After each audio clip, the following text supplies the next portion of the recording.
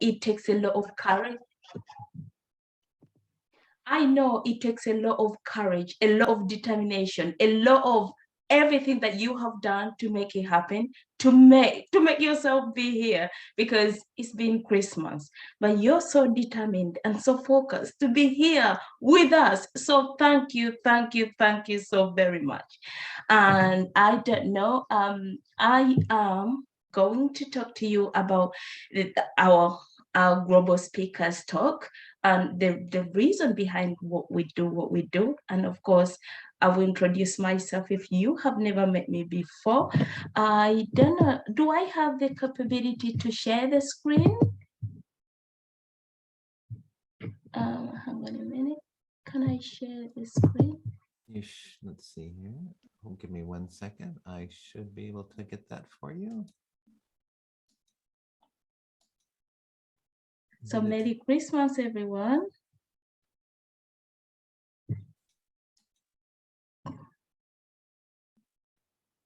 Does it allow you to share at this moment? So hang on a minute, let me see. Yeah. So can you see my side? I see the, yes, perfect. So you can see that now? Yes. Okay, so my name is Josephine Sandra Calaguera. I am the Wellbeing and Positivity Comeback Queen. I am the host of today's summit. It's my first one ever, so I'm learning as I go along as well. I am based here in the UK, and I am passionate about helping wonderful individuals to understand that the things that they're going through cannot define them. However, they can use their experiences as a setup for their comeback.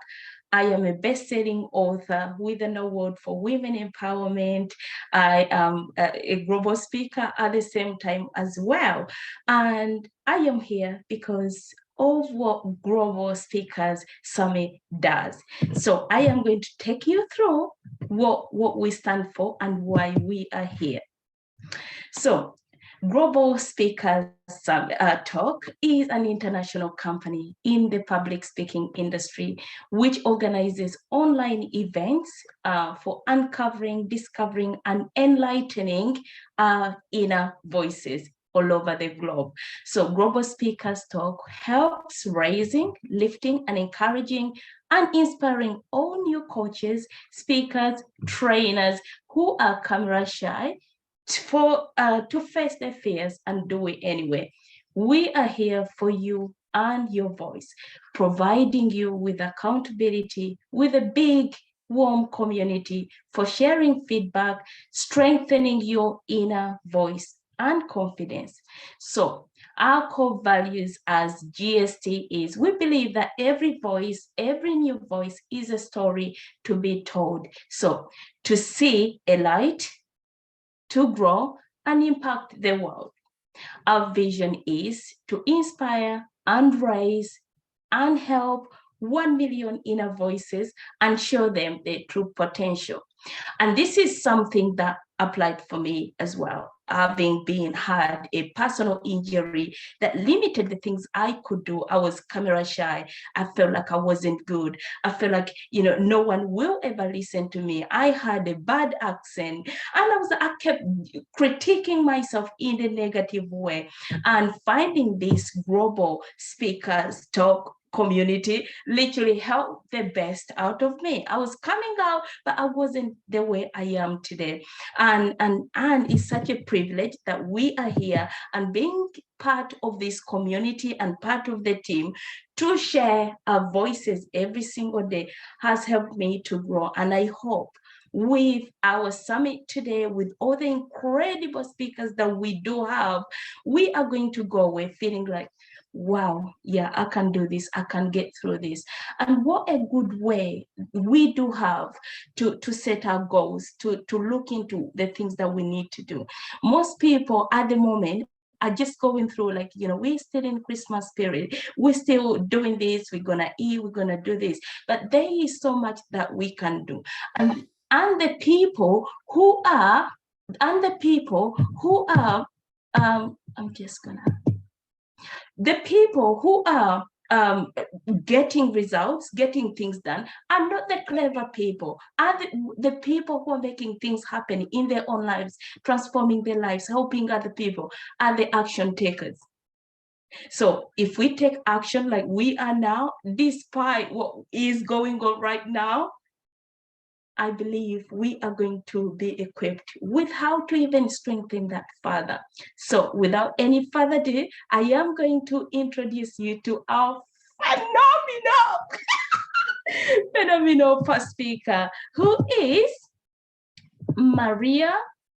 I'm gonna copy that name. Hang on a minute. I'm gonna say, I'm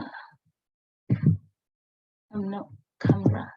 Ooh, how do I change this?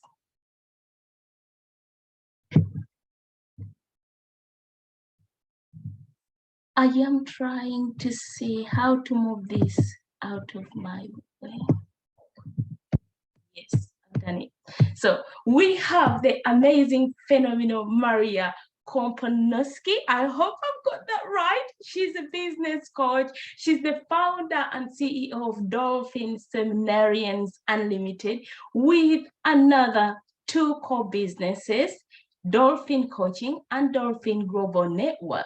So she's a certified master coach in lifestyle, executive, relationship, networking. She's a published author, public speaker, and a business consultant. So Maria is passionate about people. She is a business coach with over 3 decades of experience in growing business from a standstill to 7 figures. Whoa.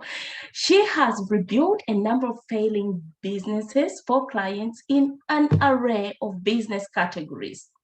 Maria loves to incorporate spirituality into her work. So she's a great networker, people's connector, and her motto in life is, whatever you do, never give up. So I would love to introduce to you Maria Kompanoski. Thank you, Josephine. I'm very grateful for your introduction. That's amazing. I am absolutely supporting you and watching you because you are an amazing coach as well. So thank you for the introduction. Hello, everyone. I hope that you are enjoying the Christmas and are, instead of just sitting and eating, perhaps you are looking forward to 2022. And you may already have your plans, but if not, you may be looking at opportunities and possibilities of creating your 2022 declarations as what you're going to be doing. And it's a task because everyone would be setting New Year's resolutions. Everyone would be setting the things that they want to change in their life. But this is a process. This is not something that we can do in 5-10 minutes, sit down, or maybe an hour or a day. It has to be a well-talked process that is followed through and need to be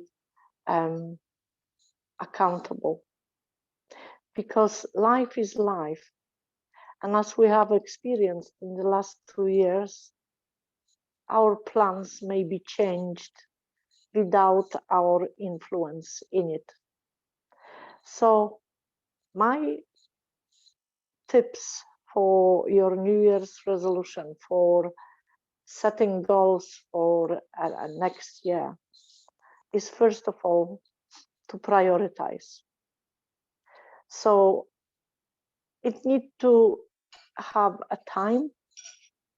We need to sit down and have a really good think about the priorities for 2022 or whichever year we are planning ahead of. And we need to prioritize those priorities. That will give us the motivation, that will give us the drive, that will give us the why we should be setting these targets, objectives, goals, resolutions, whichever way we want to call it. And sometimes we come to a situation where all of our plans, all of our resolutions will be thrown upside down. So we always need to have a plan B, because plan B is the one that will keep us going. It will kick us into a driving seat again and allow us to put behind everything that has taken place that we could have no control over, and then we can continue with our plan B. So what characteristics we should be looking into in order to be able to fulfill our goals and our objectives and our declarations? First of all is to make a list of all of those resolutions, objectives, plan, goals in as much detail as possible. Secondly, we need to set dates, and we need, if possible, we can even set the time for it. Once we have done that, we can focus on details of each task, how is going to be done, who will be doing it, and what new skills do we need to attain to be able to achieve that. How are we going to be accountable? Who are we going to be accountable to? And obviously the plan B, because sometimes someone else or something else is taking the control. So we need to be prepared. We need to be aware that if necessary, we need to change direction. If necessary, we need to change our goals. We need to change our resolution. Because it's easy to sit down and make a list. It's easy to even leave it in our head and say, well, I've got everything in our head and I can do it, I will do it. But things can get into our way. And our reaction to those events is going to be the key point in the making of the attainment of those goals and resolutions. Because when we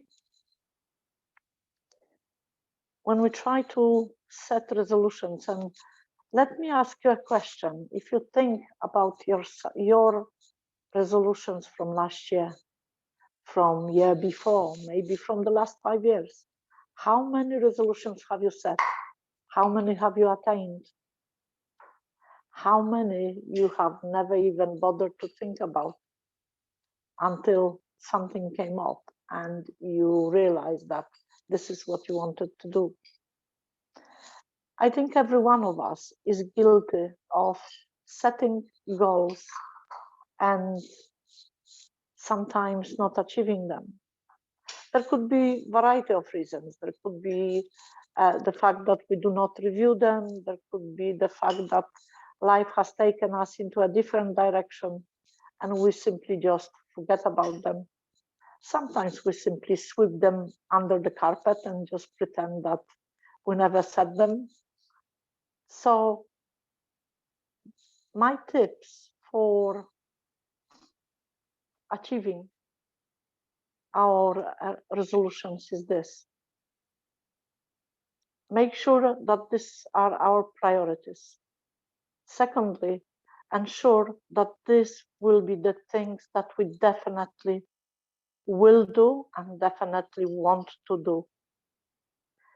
If we are going to say something which has no meaning, then we will not even attempt to try to achieve those goals or resolutions. So one thing which I would like to really stress is set targets, set dates, times, and make sure that you have a good why for doing those activities, for achieving those goals and objectives.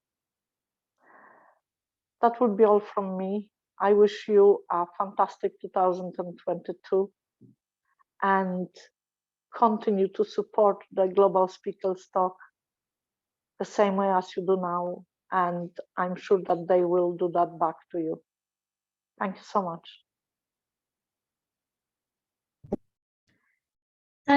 Thank you so very much, Maria. That was fantastic. I think we do have a bit of time. So if you do have any questions for Maria, please feel free to ask them now or type them here before our next guest. That was fantastic. Thank you so very much. I'll give you a couple of minutes and then we go to our next guest. So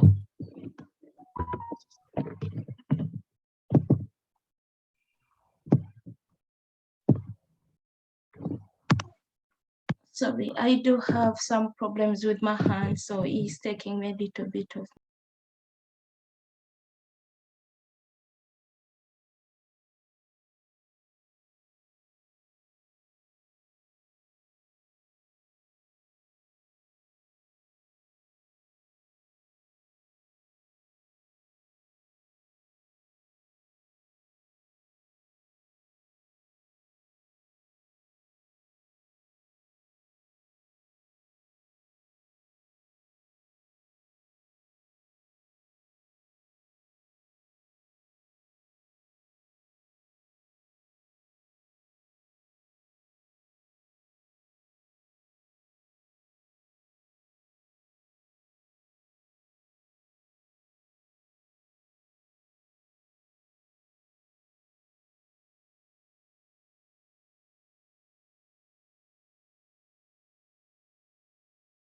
Thank you so very much for that. I think Lisa was just giving her profile.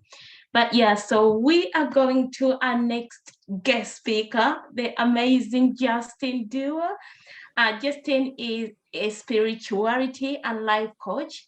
He guides others through the journey of awakening to the truth of who they truly are, using the experiences of his own awakening. His passion is discovering the depth of who we are as human beings and who we operate. So he has studied many different modalities to understand how our physical, mind, and body are conditioned to operate automatically in response to our life experiences, how childhood trauma affects this conditioning to control our behavior, and how we can wake up to our spiritual identity and take back control of our automatic processes. So welcome, Justin. Thanks. Can everyone hear me? Thanks, Josephine. I've got two kids sleeping just behind me, so I'm not talking terribly loudly. But yeah, I'm thrilled to be here, and yeah, again, love the work that this community provides for everyone and for everyone to have their voice to speak out, which is fantastic. So firstly, creating New Year's resolutions. It's that time of year again when we've all, indulged over Christmas, and I'm sure we've all got plans ahead for the new year and need to make some changes. So what is a resolution? So firstly, a resolution is a firm decision to either do something or to not do something, to take something out. So how do we go about this? Or we notice that something in our life needs to change. So there's a desire that we have that we want to bring into our life, or there's some creative thing that we want to bring in, or there's something that we need to change that's out of alignment with a truth that we've discovered about ourselves, and we need to get ourselves into alignment with that new truth. Or there's something that we need to get rid of that no longer serves us. So we need to leave a relationship or leave a job or move somewhere else, or something needs to change. We need to let go of something. So we basically need to go from being who we've become. We need to embody a new version of ourselves to get to that place where we've incorporated that resolution. Before I go into sort of going through the resolution itself, I want to just straight away talk about how we operate as human beings and what sabotages this change quite often for most of us, and it certainly has for me in my life. Basically, where our thoughts, our emotions, our chemistry, everything about our physical body is conditioned to be the way it is based on the past. So everything that you've experienced up until this point has created your physical body. And that's automatic. That now operates 95% of the time automatically. So you have very little conscious control over the way you operate right now.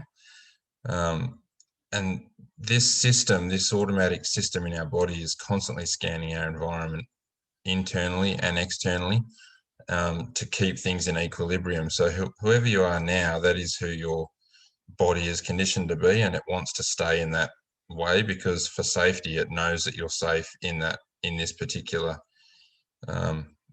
set of constraints. You may not necessarily be happy, but the mind doesn't care. The unconscious body and mind doesn't care. It just wants you to be safe.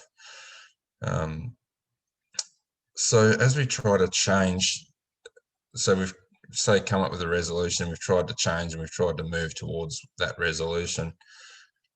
Our mind is going to start to produce thoughts based on the past, which are going to try to hold us in that place that we are. Again, that's for safety.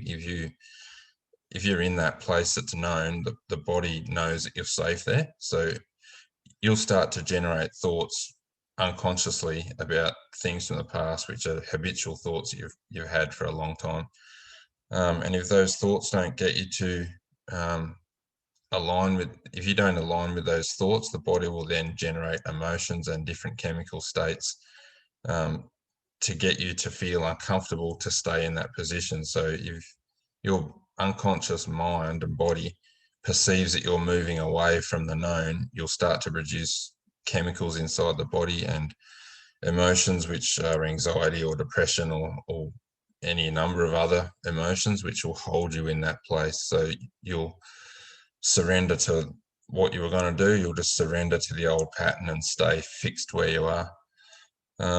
So we're basically addicted to who we are at the moment. We're unconsciously addicted to who we are in the present moment. So the critical thing to know when we try to change is to understand that, and this is where spirituality comes in, is that you're none of these things. You are not any of these physical processes in the body. Well, I'm not going to say you're not those things. The greatest part of you is not those things. That is one aspect of who you are, is the physical body, but the much larger, powerful part of who you are is the conscious awareness of those processes. But this is not something that's taught to us. And if you haven't been down the spiritual path or opened up spiritually yet, this may seem a fairly hard thing to get your head around, because this is beyond the mind. The mind can't actually understand this. This is an experiential thing. You need to feel these things in the body and see them in real time as they're happening. But again, it's not difficult to do this. It's just we need to open ourselves up to it and have it explained to us, and then we can start to experience these things in real time. So understanding that we're addicted to who we are, and every time we try to change, our body is going to unconsciously pull us back to where we currently are, is the thing that sabotages most of us from moving forward. So now I'll just go into how we actually succeed in making a change. So first we need to recognize, become aware that we need to make the change. So when we notice in our life that something needs to change, or a new desire, or there's some new awareness that we've come to that we need to move in that direction, that's the first step, is to notice that there is that desire for change. And the second thing, Maria mentioned it, touched on it, was define your why. We need a big enough why we need to change, because again, moving from an addicted place of where we are to where we want to get to, there's going to be challenges. There will be challenges that come up. So we need to have a big enough reason why we want to change. And to do this, we need to associate, generally we need to associate enough pain to not changing. So say if we don't change our relationship might fail, and we lose the kids, or whatever situation you're in, we need to assign pain to not changing to give us the motivation to change. So assigning a cost to not changing, both spiritually, physically, mentally, emotionally, what is the cost of not changing? And then when we've got that, we can clearly see why we need to change. Now we have a big enough reason why we need to change. We need to make this happen. We can see that if we don't, our life is not going to be the way we want it to be. And step 3 is to define very clear goals. So now that we know we need to change, we know what we want to change, we know why we want to change it, what we need to now define very clearly and specifically what it is that we need to change. So I'll just use the weight loss example. We've just been through Christmas, and we've all stuffed ourselves full of turkey and chocolates and had a great time, I'm sure. So if we want to go to the gym and we say now, okay, my New Year's resolution is to get my body in shape, I've let myself go, there's no point saying I'd want to lose weight. There's no target there that we can hit. It's too vague. So what we need to do is to say, in 6 months' time, I want to have lost 10 kilos, or whatever the number is for you. So it needs to be specific and measurable, so we can have the end point in mind and then work our way back to define step-by-step process of how we can get there. And then step 4 is understanding the biology of change that I explained before, that there will be resistance in the body when we try to do something, whether that's, weight loss, or start a business, or change your parenting habits. Any habit we try to change, there will be internal resistance. The body never wants to change. We have to overcome that with our conscious awareness to start with. So that step 4 is understanding the biology of change. And then step 5 is, now that we know what we want to do, we know why we want to do it, we know the steps that we need to take, we know that there's going to be resistance. Step 5 is now take action. We need to take the action required to move in the direction of that change. And then at the same time as we're taking that action, we now need to use our awareness. And this is where our spirituality comes in, is behind all of our body processes we sit, which is our consciousness. We are conscious, is awareness, just pure awareness. As we're moving in the direction of where we're going, we try, say we go to the gym for the first time and we feel our body screaming at us and telling us this hurts and why we're going to fail and why we shouldn't do it. It's that part of us that notices all of this going on that we need to rest our attention there, and not on the stories in the mind and the feelings in the body. We need to hold that vision very clearly in our mind.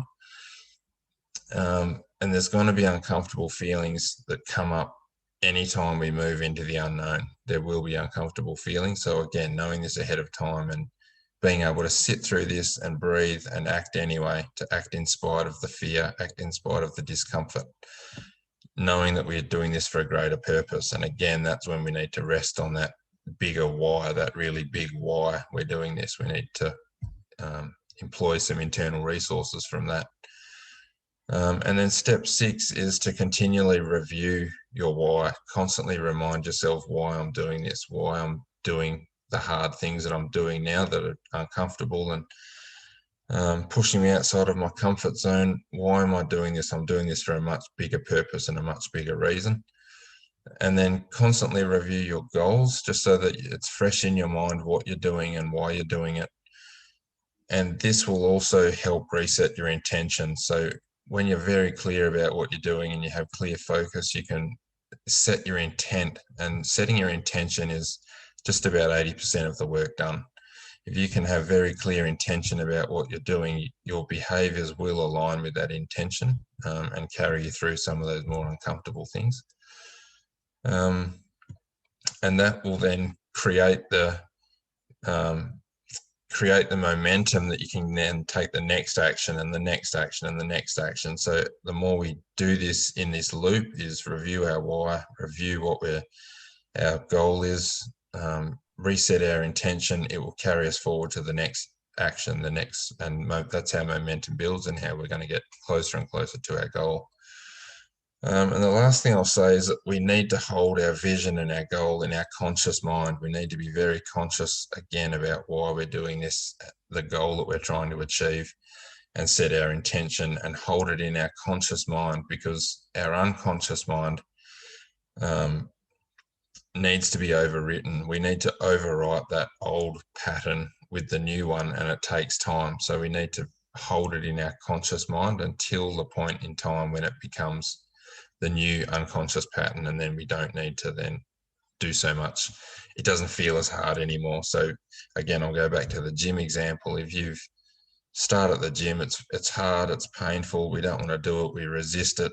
But then after 2 months of doing it consistently and giving it some good energy and some good emotion, we just wake up and put our shoes on and go for a walk. We don't even think about it anymore. That's when you know it's become a subconscious program, and now it's just part of who you are. Now you've embodied that new resolution. You've incorporated that resolution into your physical body, into your soul, and into your energy system, and you no longer have to think so hard and work so hard to get that. You've incorporated it. That's just who you are now.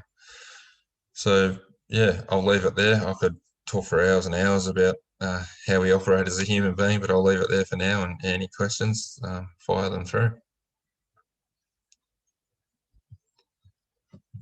This is amazing, Justin. Thank you so very much. I'm sure everyone is just writing things down like I am. I'm like, you know what? These are very great nuggets. So thank you so very much. Keep your questions coming in if you do have any questions. And if you have anything to add on to this, please do feel free, especially if you're in the Facebook group.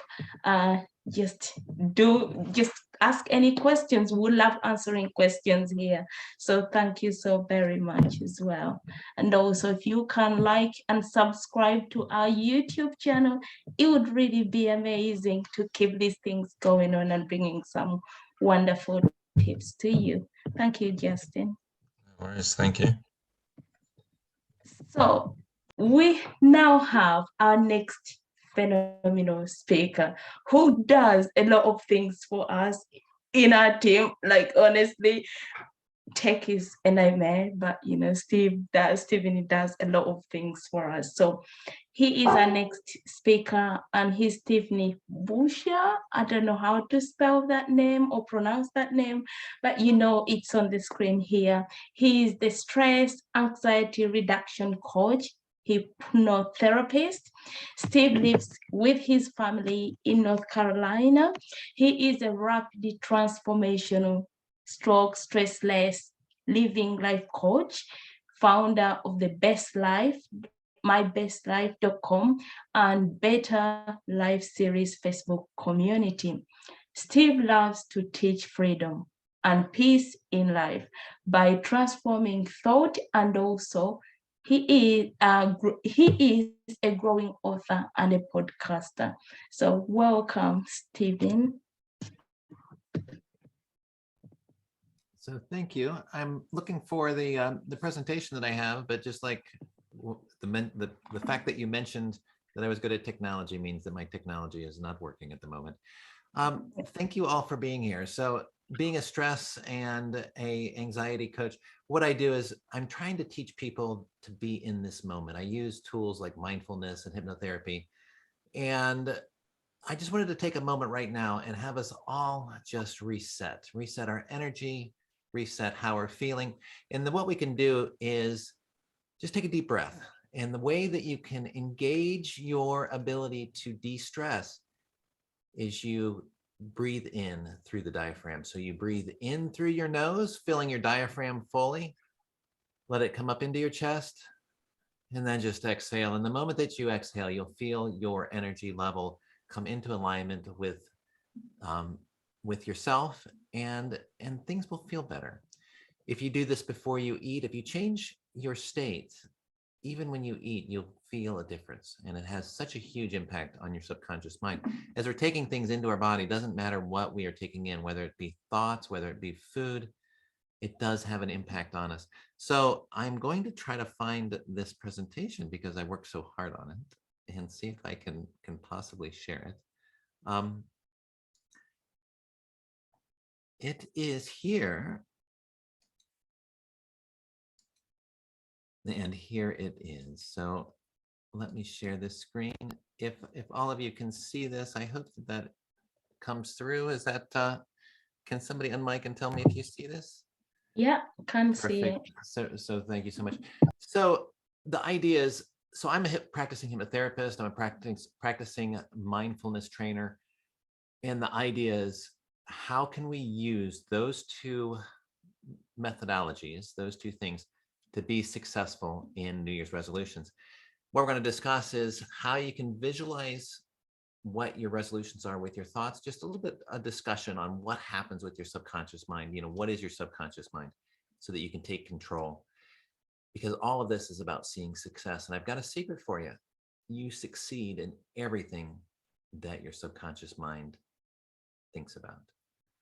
So the moment that you can find out who you are, you'll be able to embrace this power, and it is immense. The moment that you believe something, it will change your life. It's that quick.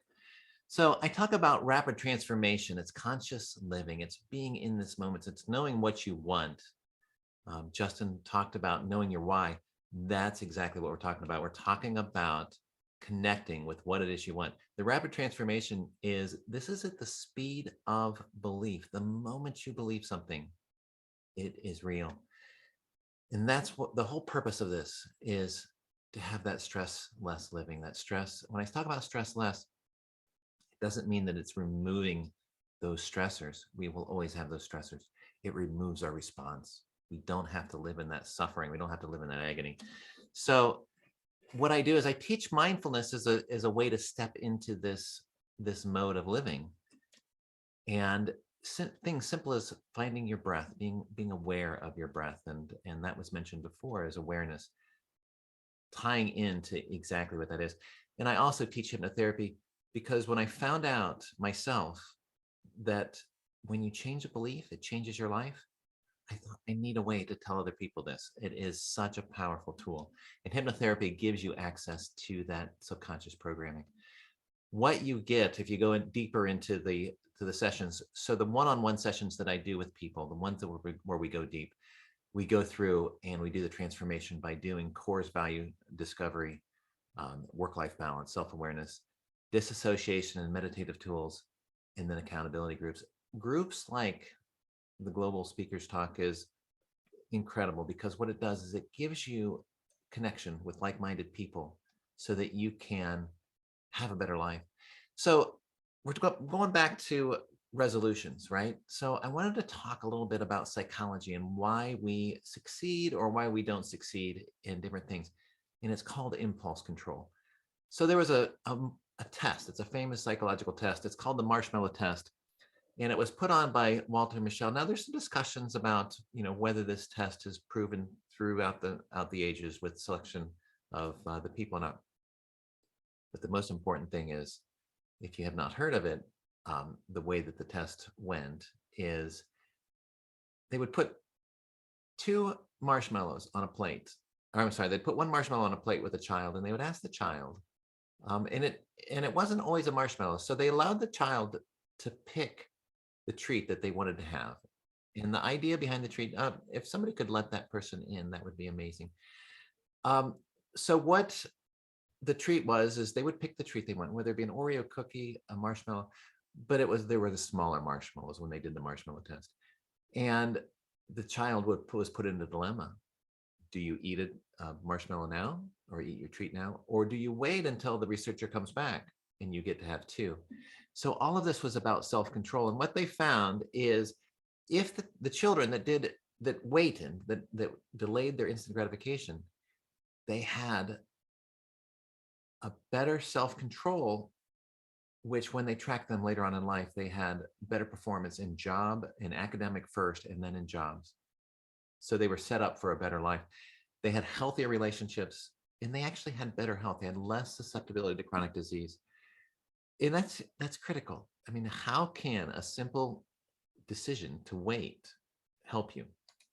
So we're going to talk about how to succeed and how that's done. So this is my story. I'm going to just do a quick story of why I'm here and why I started doing all this stuff.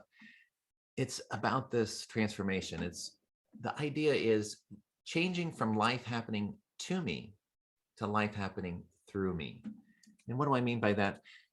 I went through 20 years. I was wondering, just part of life, kind of a passenger in the seat of life. Things were always happening. I was just like a ping pong ball, bouncing around from one thing happening to me to another. And then I decided I wasn't happy. Not only was I not happy, I didn't know why I wasn't happy. And so the idea was, and all of this goes to how to succeed with your resolutions. The first thing that came to me is people weren't being just at what they weren't being fair. And I got into this loop of trying to make sense of people and things and what happened. And I had to let it go. It was not serving me. It was stopping me in life. And I was smoking at the time. And I thought, why am I killing myself? I know that I'm killing myself. I know that there's got to be a better life for me than what I'm living. I need to get healthy. I need to start living. And I also, at the same time, I quit drinking because I wanted to start feeling life. I realized that I was drinking alcohol and I was just putting off the painful experiences and the conversations and the things that were going on in my life. And I decided that I needed to get fit as well. I had something to live for and I didn't want to lose it. So I started exercising, I got moving, and I made a choice to be happy and healthy. When I did all that, all of these things, these are some of the common peak New Year's resolutions that people make. And in one decision, I did all of those. Not only did I quit smoking, but I lost weight at the same time. And it led me to becoming more, there was a side effect. I took my ego, right? I went through some painful experiences. I took my ego and set my ego off to the side. I just ejected that core that was painful. In the moment that I did that, I became more confident. I discovered peace. And not just a peace. People used to come to me, and they still do, because they feel a sense of calm before they do like an event like this, or there's just some sort of energy that comes from being at peace. And I had an amazing woman give me her phone number. It's the first time it happened in my life. And it was that people would smile at me. You attract amazing relationships when you're at this state, and you walk away from fear. You just don't have time for fear anymore. So I wanted to talk about how the subconscious mind works and the conscious mind. Our conscious mind is everything above the critical factor. It's the top 10%. That's what does the analysis. It thinks and it plans. It has our short-term memory. And so when something comes up, like let's say that we have information come in, we will make a prediction from that. And that's the 10% of our mind. So let's say the problem is, our clothes are too tight. We ate too much for Christmas meal and we had too many snacks, and now we're feeling a bit guilty about it. And it's not so much the guilt, but our clothes are tight and we're trying to figure out what to do with that. So we come up with a solution. Our conscious mind says, we need to take a diet. The moment that we say diet, our subconscious mind kicks in, and all of these different things come in. Our sense of significance, how we feel, the tastes, the habits, whether we're hungry or not, our memory, birthday parties, happiness, all of these different things, and those go into our body state. So we have all of these different emotions and things that are running simultaneously that are tied in with that simple idea or concept of a diet. And our subconscious mind is always there to protect us. It thinks in the form of images. It doesn't process words. That's our conscious mind. What it does, it's always active, even when we're sleeping. It communicates with us through emotions and images. It controls our bodily functions, your breath, your heartbeat. You can't override it. When it takes control, it does take control. Every image is real to the subconscious. I'm going to say that again. Every image is real to the subconscious, and then it processes every statement as a positive. And then it ensures your survival and your well-being, and it controls your habits. So just a quick example, and this is how you can succeed at your resolutions. Just imagine that you're sitting down and somebody brings you a cake, and they've got it on the table, and you're thinking, I'm on this diet. And you notice that is my favorite cake. This raspberry cake is amazing. But I'm on the diet. I can't have the cake. But then you think, oh, it's my favorite cake though, right? And then you think, could I cheat? Maybe, not eat anything tomorrow. And then you decide I'm not going to eat the cake. And then you have a memory, oh, it was so good for my birthday. I'm not going to eat the cake. And you just keep going. The moment you're distracted, what happens? You look down and there's an empty plate. You don't even remember eating the cake, but you have the taste in your mouth and it was so good. And now all of these things come in. You feel like, oh, I'm such a loser. You feel bad. You have some doubt that's like, then you think next time I'm not going to eat the cake. But the subconscious is an interesting thing. The subconscious succeeded, right? If you think about it, you've got 90% of your body is thinking cake, right? Your birthday, the memories of the birthday cake, the memories of how it tastes, the memory that it's your favorite cake.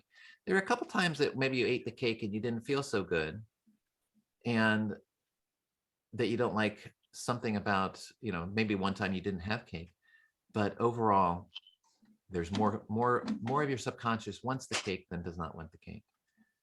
So the moment you're distracted, this is what happens, right? The bees don't see red. So there is actually a no here. But the bee didn't see it. And so even the conscious mind is going to be kind of influenced by this idea. And what happens the moment you are distracted, there is an automatic program that runs, and it just says what the majority of my thought is, including your subconscious. Run that program. And so it runs the program. It says, oh, eat the cake. And this is what your subconscious actually reads. The conversation that went on within your subconscious mind is, oh, that's my favorite cake. I can have cake. Remember, the subconscious does not process negatives. This is my favorite cake. I will eat the cake. So, so good for me. It's just trying to tell you that all of these things happen. And here is what is interesting. So there's the judgment, but then you have this guilty thought. Your subconscious says, oh, run chemistry for feeling guilty. And then you start feeling bad. And then then your subconscious goes, well, let me link to those memories, right? When did I have this feeling before? And then it'll pull back, it'll extract those memories. And then even to the point where you are future planning that you're going to eat cake in the future. So your subconscious mind always succeeds in the moment. And so this will help you succeed at your New Year's resolutions. If you remember that you're always going to do what you set to do, and that your subconscious mind is only in the present moment and only focuses on the on positive aspects, just trust your subconscious mind. The hypnosis may improve your results. It's actually proven to help people. It's 3 times more likely you'll quit smoking if you participate in hypnosis than if you do nicotine replacement therapy.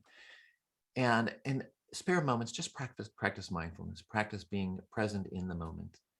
Notice when you are in an automatic response. And it's okay, we do that. That's the way that our bodies operate. It's just noticing that. And then know that you can create new programs. You're not subject to the programs that have been created for you. So encourage positive substitutions and remember who's in charge. Imagine this, you succeed at whatever you believe, and all of you are likely to succeed at your New Year's resolutions now. My name is Steve Bisher, and I wanted to, if you want to find out more, you can come to my Linktree. You can find different ways that you can be part of either the accountability group, the Better Life series, or find me on mybestlife.com. Thank you so much. It's been a pleasure to be here. Wow. Who does not want a cake now? You see, Do you see how powerful your subconscious is? I love it. I love it. I hope everyone has enjoyed that as much as I have as well and taken lots of notes. The most important thing is that when we attend these events, a lot of things happen. You get to hear the things you've never heard of. You get lots of content out. You get lots of we've got literally a whole lot of content. If someone says, I can't use my voice, they use a lot of content we've learned from here that we can go on. Please.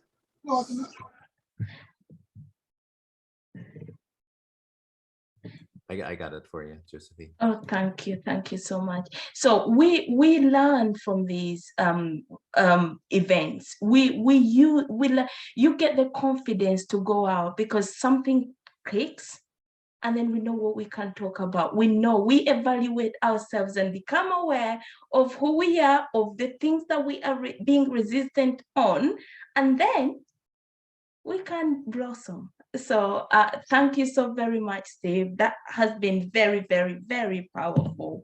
So thank you. And if you've got any questions, Steve is in our group. He also has his own group, so you can always link with him or find him in our group. So we are going to go.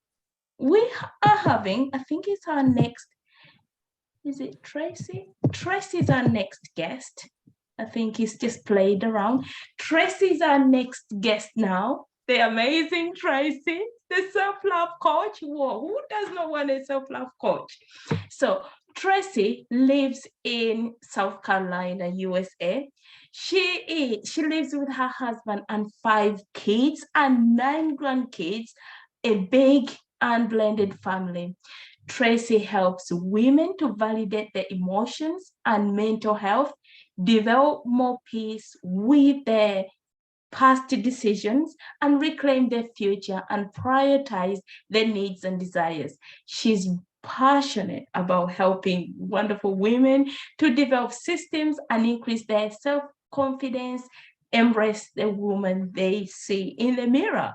So Tracy has created a signature program called Embrace You Now. So I'd love to introduce Tracy to us. Thank you for being here, Tracy. Thank you for having me. I am always, can you guys hear me? Yeah. Okay, awesome. It's always an honor for me to be here, to speak, to share what God has given me to share. So thank you for this opportunity. I'm just excited. I'm excited about this this platform. I love the global talks. So thank you again. So as I was preparing for this wonderful topic, New Year's resolutions, I came across this quote. Now, I am what I like to call the queen of quotes. I love collecting quotes. I have this big old, what I call the quote Bible of different quotes that inspire me and motivate me and just help me be able to view things in a different light. So I came across this quote, and it is a quote that is by one of my mentors, John Maxwell. Many of you may know of him. I'm sure you do. He's really, really popular, a great leadership coach. And so this quote reads, if you focus on goals, you may hit goals. If you focus on growth, well, let me back up. If you focus on goals, you may hit goals, but that doesn't guarantee growth. If you focus on growth, you will grow and always hit goals. I'm gonna read it again because I want you guys to let that marinate a little bit. If you focus on goals, you may hit goals, but that doesn't guarantee growth. But if you focus on growth, you will grow and always hit goals. I love that quote. It was like an aha moment for me because I've always been this individual that have set goals all my life. I always had goals, but I never really thought about goals in that way. And so this quote to me is talking about the importance of us making sure that we, when we're setting those goals, instead of really being focused on that goal, we focus on the growth. So we ask ourselves some questions about how do we grow as a result of the goals that we want to achieve in our lives. So what does that mean? So when we're talking about growth, and I think all the speakers so far have kind of been talking about growth in some aspect, but when we focus on how we're going to grow, what are some things that we're going to learn? How are those goals going to stretch us and help us to be the best version of ourselves that we were created to be? I think thinking about it that way, because it's a mindset shift. And we've heard that so far. We've heard the importance of making sure that we change our mindsets about the goals that we want to achieve. So whenever we're thinking about those New Year's resolutions, it caused me to really change that whole mindset about what it is I want to accomplish. What is it that I want to achieve by setting these goals moving forth? And again, it came back to that growth, looking at the goals as a growth in a growth mindset. So when we're talking about change, and that's what basically what goals are, that's what we're doing. We're trying to achieve something, we're trying to change something, we're trying to actually grow so that we can be the best version of ourselves that we can be. There's things that we have to keep in mind. And the why, we've heard that. What is the reasoning for us to change that goal, to achieve that goal, to change that mindset? Why? So I thought about some of the goals that I set for myself, and I always like to share a story. And this is one of my education stories where I had set some goals for myself after I had discovered that I had a learning disability. Some of you may have heard my story when I shared the fact that I failed the third grade and how I felt as a result of failing the third grade. I had problems learning and comprehending, and I struggled all through school. But I had a goal that I wanted to go to college. Despite the fact that I had problems comprehending, I felt dumb and I felt like something was wrong with me. I set a goal for myself that I wanted to go to college. And I really didn't know how I was going to achieve that goal, but I had a mindset shift because I wanted to do something. At that time, I wanted to do it because I wanted to prove it to everybody that I could do it, because all the naysayers were saying that I couldn't do it. And, I was bullied and picked on by peers because I had to go into a resource classes to get extra help, but I set a goal for myself. And so I decided that I wanted to go to college. So in preparing for this presentation, I looked at those goals that I set for myself, and I actually achieved those goals. So I wanted to pull out some tips, some things that I use, some strategies that I actually use as a result of achieving that goal of getting my degree. So to make a long story short, I went to college. Again, I set that goal despite the fact that I had problems learning and comprehending. I set a goal to go to college. It wasn't until I went to college I actually discovered what the problem was. It had a name. It was a learning disability. Realized that I had a learning disability, but I use my faith. And this is one of the things that one of the tips, one of the strategies that I used to achieve this goal was believing and using my faith to believe that I could do it. believe that I was capable despite everything that I had seen in the past, despite the fact that I had this learning disability and it was going to be more challenging for me to get the degree. But I continued to use my faith, and I was able to achieve that goal. Now, some of the other things, the other tips that I used, that I realized that I had used as a result of getting this degree was, one, my why. I discovered what my why was, and we've talked about that. I wanted to get this goal. And again, I said that I wanted to get it because I wanted to prove it to everybody else.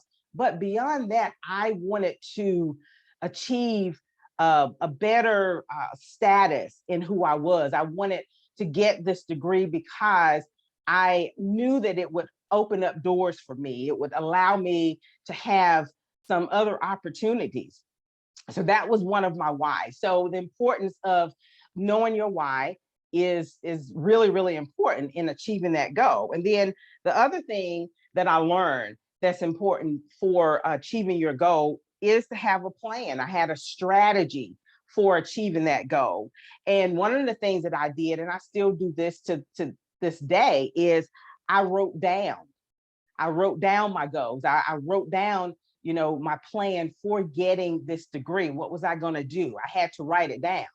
I also visualized what I wanted. I visualized myself achieving this goal of getting my degree. I visualized I'm this big person on visualizing, seeing what you want to see. I do vision boards every year. And so if you can see that thing, then it's more achievable. And then the other thing, besides believing and having faith that, I could do this thing, I had a time management schedule, being able to make sure if there's a goal, there's something that you want to do, making sure that you set aside time, specific time for you to make sure that you achieve that goal. Again, it's a growth focus that's important for us in making sure that we achieve any goal that we want to achieve.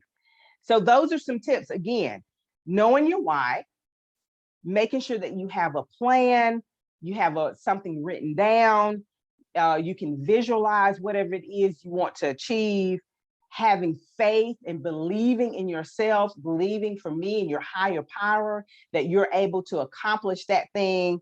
And also setting aside time, specific time, that you want to achieve whatever it is you're wanting to achieve.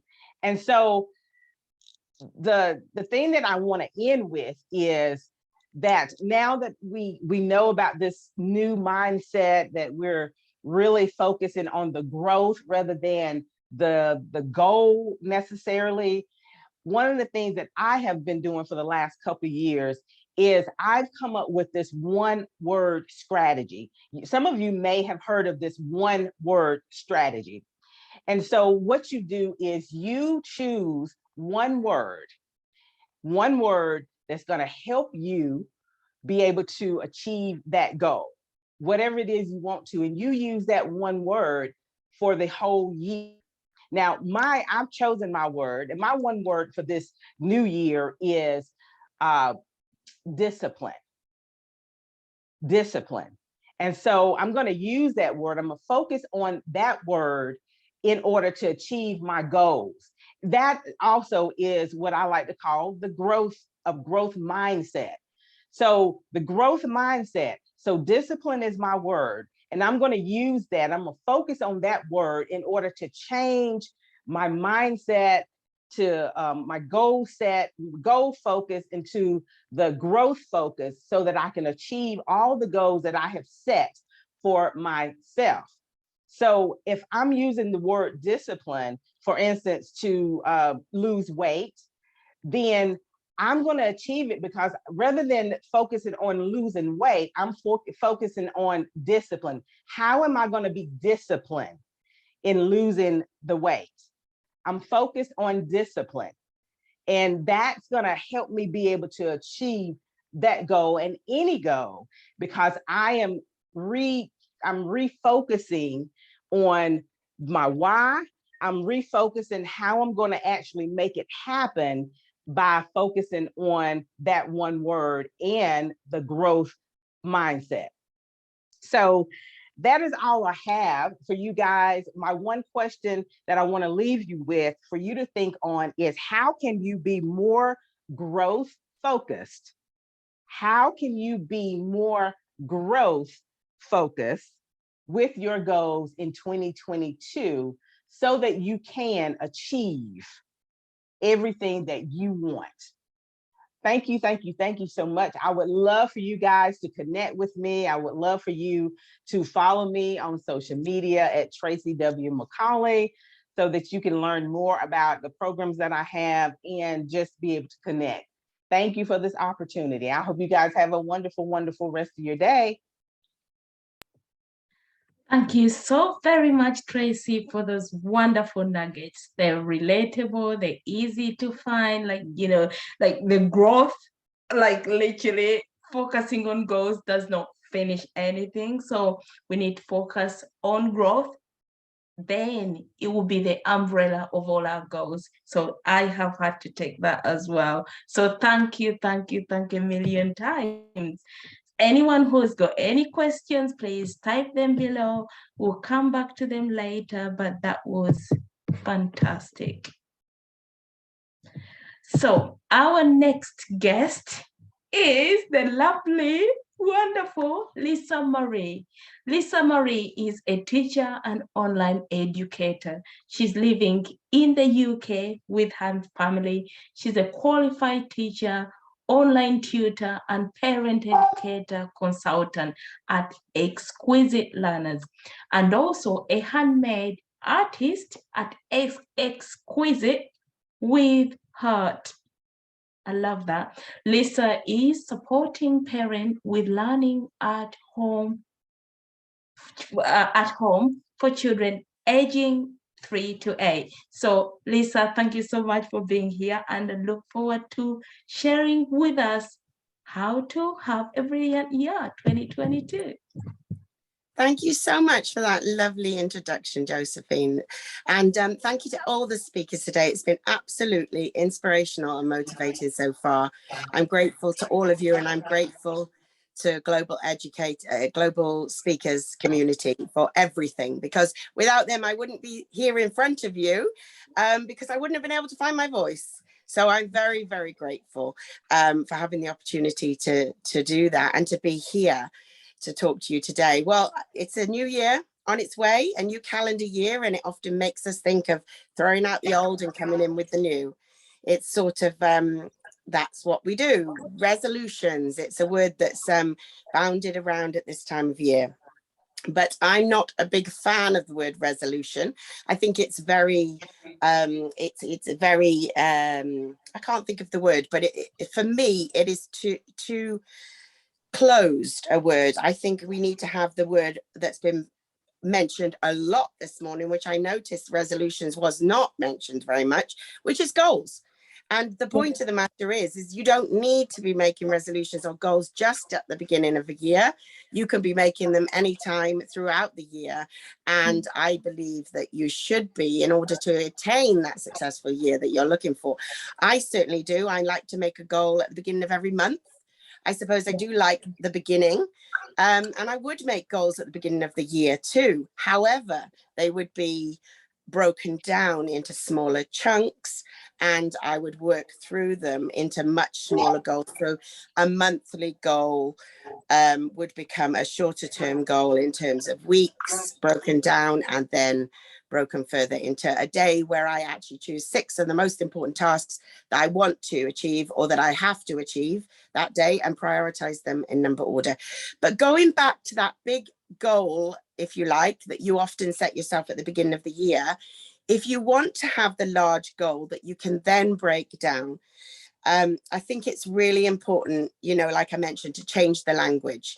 Instead of using the word resolution, to change it to having a goal and maybe making it, like I said, the end of the month, maybe the end of the summer, and maybe specifically the end of the year. But what you need to do, I believe, and what I do, is to specifically choose what you want to achieve. And I know that sounds so simple and such a, you know, a simple sentence, but it's amazing how many goals can be very wishy-washy and not specific enough to what you actually want to achieve. And I'm going to explain more about what I mean by that, because certainly throughout my life in education, when we set goals, we always make them SMART. And I'm sure some of you have heard of SMART goals.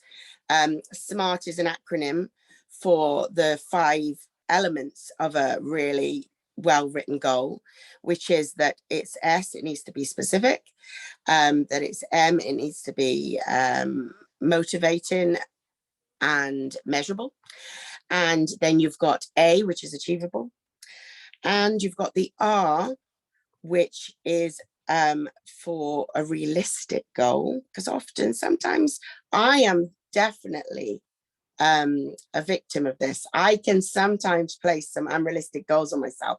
I'm a very, very, I would say I'm a hard worker, but I like to push myself. And I've had to learn since coming into having my own business and moving out of the classroom to be a lot more realistic on the goals I set myself. Because when you're very excited and you're like, yes, I'm going to do this, I'm going to do this, I'm going to do this, you have to really break it down and plan it out and think, yes, but is it realistic? Is it achievable? As I said, the A was for achievable. And finally, the T on the SMART is for timely. Now, that to me is one of the most important things, because if you don't set a specific time or a date or even an amount of something that you want to be able to do within your goal, it is not going to be the first word, which is specific enough. So you need to have all those elements, I think, in a good goal to be able to achieve it. And, you know, I go back to the resolution word. When people talk about resolutions, there's been statistics run where most people don't even follow through with them. You know, that I think it was, I read a statistic from last year. Let me see in my notes. And it was astounding. It said that 60% people make goals, but only 8% achieve them. And we're talking about resolutions. And I also even heard one yesterday, which was 1 in 3 people will not even make it to the end of the month. Now, you don't want to be one of those people. I don't want to be one of those people. So we're going to set SMART goals, which is the answer, really, something that you can achieve, something you can break down into priorities as well. So I really start by reviewing my previous year, think about what I didn't achieve that maybe I wanted to, and think, well, what do I want to achieve this year? What worked, what didn't work? And also, I have to think when I'm planning my goals about working around my life. So we've all got different things in our life. We might have full-time job, part-time job. We might have other responsibilities, children, caring for elderly relatives, second jobs, whatever we have to make those goals fit in around them, and we mustn't forget those. So when I'm planning out my calendar and my plans at the beginning of the year, I'm always going to mark in holidays when I need to be there with my family and my children, when the school holidays are, you know, when I'm not going to be available to do as many things with the business, and also just being, again, realistic about what you're able to achieve in the time that you have. Absolutely pin down what you can do. And the best way to do it, as was mentioned earlier by the lovely speakers this morning, is to write it down. I mean, I love a notebook. I love a planner. I'm a pen and paper girl, but there is so much on the internet now where you can use Trello, you've got Google Workplace and Google Calendar. You've got things like Calendly where you can plan all your appointments. You know, there's lots of ways that you can plan for your goals and what you want to achieve. But I think when you look back at all of your year and you're deciding on your new goals that you want to hit, you've got to celebrate all those amazing accomplishments. I think that's something that tend to be forgotten in my world. I've had to learn to really congratulate myself for what I have achieved, because I'm in danger of forgetting those things for wanting to achieve the next thing. So I now know how important it is to look at those things, to learn from them, not only the good and the bad, just in the same way that when I'm setting my goals, I think about my strengths as well as my weaknesses, because I think knowing yourself is another way to be able to make excellent goals for yourself. But don't be scared to change them as well. They can be adjusted, they can be rearranged. It's not set in stone. Just because it's on a piece of paper or in an organizer does not mean you cannot go back and change it. At the end of the day, again, I go back to my story as a classroom teacher. The amount of times you change and pivot and you don't go with the original plan because something better comes along, or you find that maybe the children find this too tricky, and you move and you change. And I think that's really important in all aspects of life, for us to be very flexible. And I think we need to be flexible with our goals as well. So for example, I would also visualize and I would imagine it. So I might do a vision board or a spider diagram, which like mind maps. I don't know if you know of a spider diagram. It's a very English thing where we have the word in the middle and then lots of lines that come off with all the ideas of the things you want to achieve. But again, this was mentioned and it's very important. I absolutely 100% agree with the why. Make sure the why is written somewhere there in your goal, because you want to remember the big motivation factor for why you're doing it. You want to have your time in there. You want to have your targets. You want to have, all of these things which stop the procrastination. Now, I know that that's always been a difficulty of mine. And again, it wasn't until I started my business that I started to learn strategies to overcome that. And doing SMART goals and doing them this way has really helped me, because they're so specific. Like, for example, I'll give you an example. A goal might be, I want to lose weight this year. Well, that's not a SMART goal because it doesn't have those elements in it. So I would change that to, after visualizing exactly what I want, how I want it, when I want it by, sort of using the elements of the law of attraction, again, a bit like Steve was talking about as well. I would change that to writing it in the present tense. So it's what I have already done. So it's like, I'm already there. So this isn't even something, this is a given. I'm going to be there. So I would say I lost 10 pounds of excess weight, because the excess weight is the specific of what I want to get rid of, 10 pounds measurable, to become healthier. That's my why right there. And I've put these things in bold because they are the parts of the SMART that I want to remember. By the end of January, by exercising for 10 minutes a day. So I've given times, I've said how I'm going to do it. And I'm also going to eat more vegetables and salad. I could be even more specific again with that, but I want quite short goals. But within that, I also know of where I want to go with that. And I would put it up, not only on the fridge because it's, relating to food, or I would put it in places that I see all the time, my office, right in front of where I speak to clients on the Zoom, on Post-it notes on the wall. Sometimes I even decorate them and illustrate them so they look really pretty. So, they just look as part of the home decor, these motivating statements, because I think it's important to have it written down somewhere where you're going to look at it. There's no point putting it in a book and closing it. So that would be my suggestion for you. And be gentle to yourself. There's nothing wrong with being goal orientated. It's fantastic. You can be excited. I'm going to do this, this, and this, and this. But take time to slow down. And remember, you're going to enjoy life. You're going to spend time with your loved ones. And really, for me, that's one of the important things, to focus on family first, and people and friends. People is huge. Accountability is huge. How are you going to stick with it? You need people.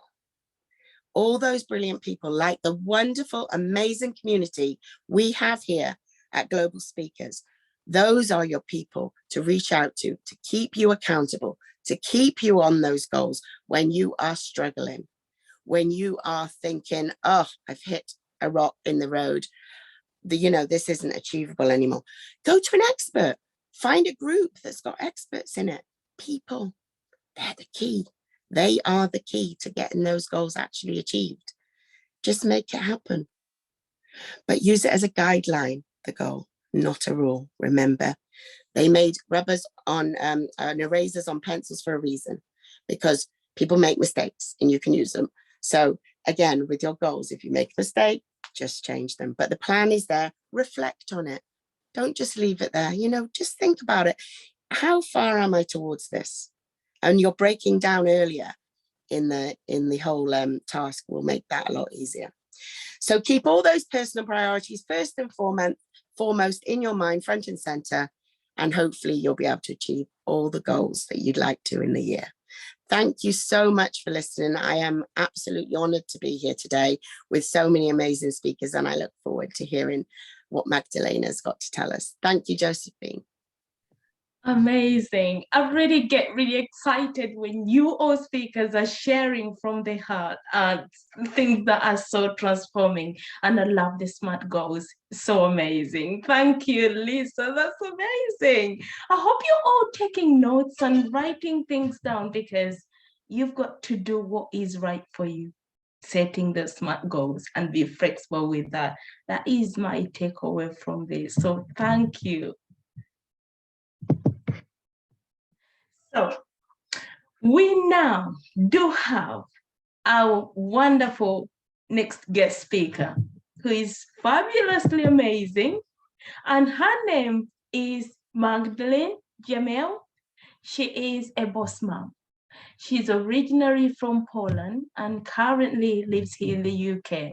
She's a proud mom of 3 boys, 1 teenager, and 2 twins. So she's an entrepreneur and also likes to travel when possible, and good food. And she loves good food. So let's hear from the amazing Magdalene. Hello, can you hear me? Of course, yes, we do. Hello, everyone. Thank you very much for having me here. First of all, I would like to say to everybody, thank you very much for stealing the show, because you said everything what I wanted to say. So thank you very much. Goodbye. No, I'm joking, obviously. Let's stretch a little bit, because we've been sitting here for an hour or something. Let's get up. Let's get up. Get up, get up, get up, get up. And let's stretch. Let's stretch a little bit. Let's stretch a little bit. I think Debbie is here for exercising, but I just wibble your bottom, do whatever you want, just stretch, yes, that's a good idea, we need some energy here. Okay, great, now we can sit, and I can tell you something. I don't know if I will be able to add anything, because as I said, everything was already said, and I am here as a mompreneur, having 3 children, my own children. I am trying to work out my business in my nook and crannies, and obviously I need to set my goals. Every year I'm trying to set my goals, and I will try to share some techniques which works for me last year, which I obviously know from some of the personal development speakers, some inspiration speakers. This is not what I found out, but it's something what works for me. So I would like to share that for you. I can relate to all of you or about what you were sharing with us. And yeah, I don't really like word resolutions. That's also not what drives me, because basically you can set up your goals every single month. It doesn't have to be from January. It can be from June, wherever you are setting your goals. But you need to match your intentions with your actions, because if you will say, oh, I want to, there was a couple of we said couple of examples about losing weight. I want to lose weight, but you don't have like action towards this. You don't I don't know, subscribe to the gym or have some coach or eat less not good for you food, then basically those actions are not covering your intentions. They are not backing up intentions. Also, if we are talking about setting goals from January, if somebody will say, oh, okay, I will start January 2022, but then you're waking up on the, let's say, 1st, you are saying, okay, this is the 1st January, I am not going to do anything because it's 1st January. 2nd January, you still have a hangover. 3rd January, you're saying, oh no, I still not feel quite well. Okay, maybe I will start in 2 weeks. Then you are extending this again. Maybe I will start in February. Just imagine, our year is like 100 meters sprint. If you will divide this by every single month is 8 meters long. If you are saying I will start in February, I will start in March or February or March, you are losing 8 meters every single month. So your 100-meter run sprint, it's getting shorter. If you actually will ask sprinters, where do they win a race? Do they win on the finishing line or do they win when they start? They're exercising a lot for the starting point. They need to have a really good, whatever it is called, they need to start the race really quickly to be able to win, to be able to maintain momentum and just go for it. So that's the first thing I want to share with you. Tracy shared something what I had in my speech. She was telling about choosing the word for your year. So for your year or maybe for a couple of months. So if you will choose your word, and as she gave example for growth, you also, it will be a good idea to set up a couple of rules or 2-3 rules which will take you towards this goal. So for example, what does growth mean for you? What you need to do in terms to growth? So you need to set up some rules to help you with this word. For example, if you will say, I want to grow, maybe you will need to subscribe to some learning plans, some what do you call it? Many experts we have here, maybe they can help you in some ways to grow, to expand your knowledge about something. And also, if you will achieve this rule, if you will say, okay, I am now this rule becoming a habit, and you know that you will be fine with this rule, continuing every single day with it, then you can replace it and you can create another rule on the top of this. So this will create you more rules, which will then lead you to your word, which you want to achieve. What I have now. Oh, I have here, I actually wanted to show you that last year, I set up myself here, I hope you can see it, more than 400 goals. Why is it like that? It wasn't for a year, it was for it was anything what I wanted to achieve, all the travels, or the things I want to know, or who I want to become, anything like that. I just dumped my brain on the paper. So basically anything I wanted, I put on the paper. And then you actually need to make this in the categories. So I have 5 categories here. I have family, I have finances, I have fun, I have faith, and I have, what did I not mention? And I have finances, family, fun. Sorry, I'm already stressed. Family, finances, fun, fitness, and faith. So those are the categories which are my goals in. And next thing, which Maria and Lisa also said, we need to prioritize them. So what is important for us, which goal we need to like focus on. And And we might say during the year or during the whatever period we want to achieve these goals, because it might be longer the year. There might be a really big goals which will be we will be achieving for a longer time or shorter one. What we need to do is we need to actually.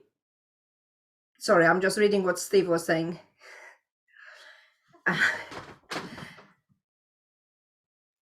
Sorry, I just missed my what I wanted to say. Let me come back. Let me just take my breath and I will come back to you.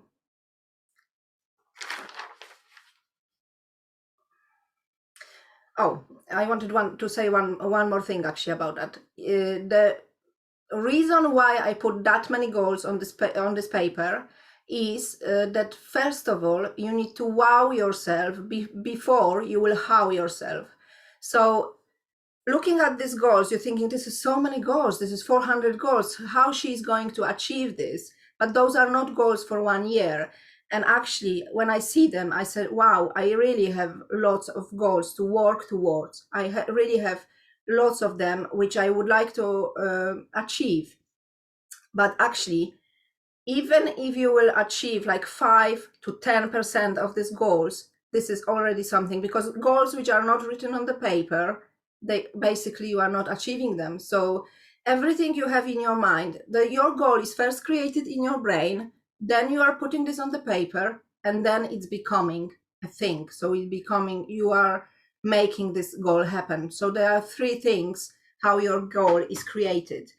And another thing Lisa was also saying, to prioritize the goals in the way that you need to ask if they are important for you. There are a few questions which you should ask yourself, because we have a rule in my profession that we are saying if the goal doesn't make you cry, then it's basically not the goal, you should to go for it, because it's not within your gut. It doesn't suit you. It is not for you. So there are a few questions. Why is it important to you? How it will benefit you? How it will benefit those who are around you? What is the end of the result of this goal? How will you feel when you complete the goal? How you will feel when you won't complete it? You know, how it will make you feel if you will actually not complete this goal, and if it's really your goal. So those are the questions which define then if your goal is for you, if your goal is important to you. And there is a saying actually which I really like: whoever says I can do something or whoever says I can't do something, they are both right. Because what this is about mindset, whatever is in your mindset and you're going towards something, you'll say, okay, I can do it or I can't do it. You are right, because this is what your mindset is saying you, and you need to change this. You need to always grow, always learn, and basically always try to change your bad habits for a good habits and try to replace them. And in this way, you will grow. I think that was all which I wanted to say. I'm just checking.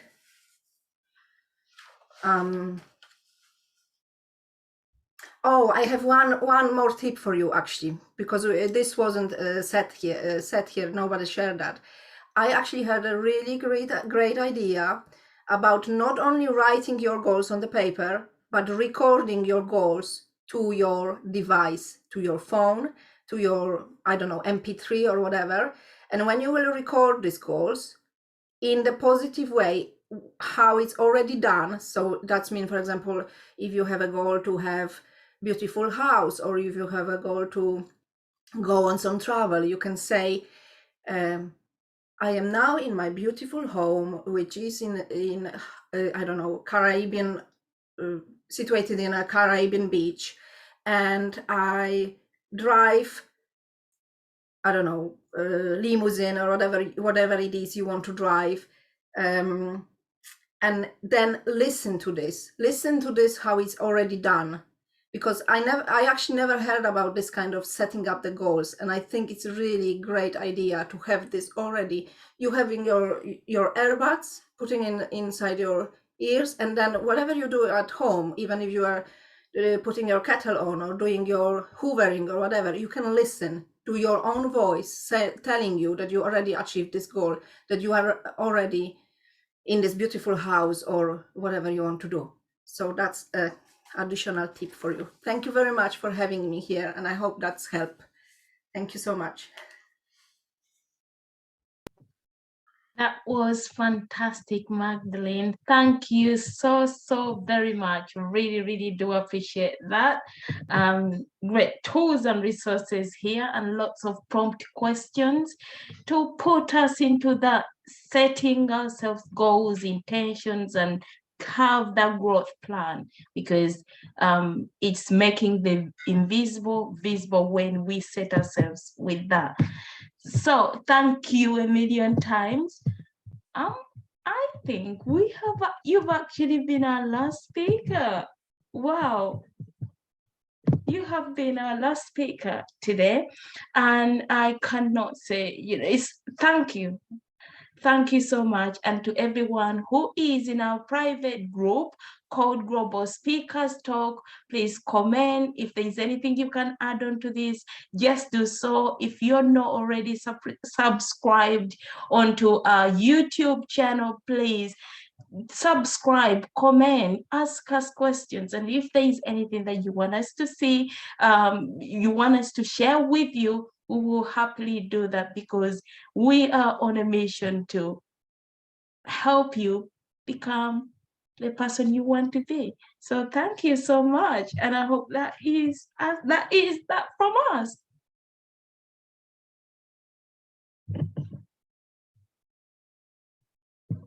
I don't know if Stephen is still here, if Andre is still here.